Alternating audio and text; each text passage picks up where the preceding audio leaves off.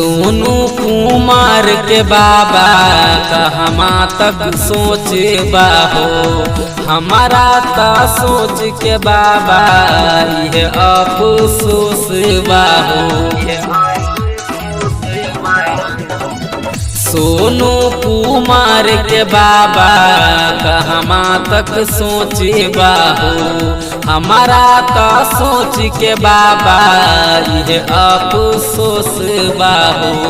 नहीं देले नीतीश जी सनेस हो, सोनू कुमार के बाबा आईएएस बना दहो, यह बाट सपना हमार हो।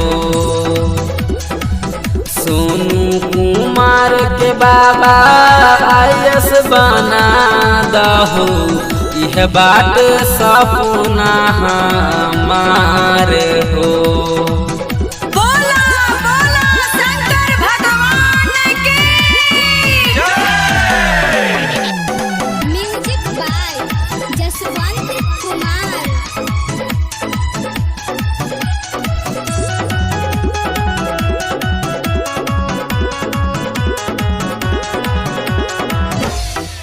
कुमार कहे हर पत्रकार से कहे, सुनला ना हमार आवाज हो।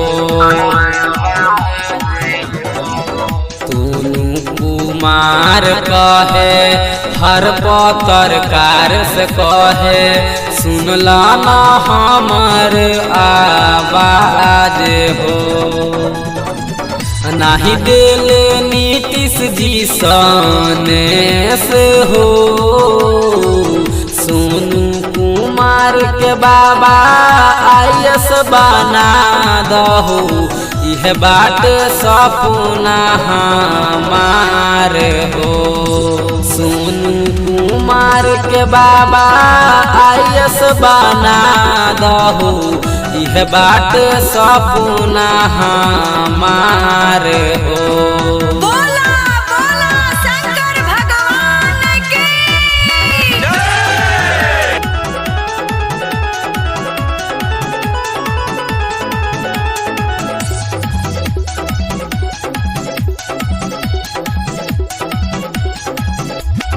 राइटर जितेंद्र तर से सोनू के अखिया बर से, सुनला ना मोदी जी हमार हो।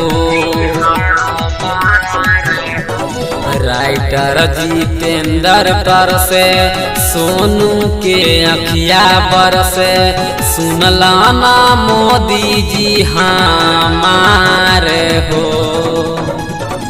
20 साल के सनेस हो, सोनू कुमार के बाबा आईएएस बना दहो, यह बाट सपना हमार हो।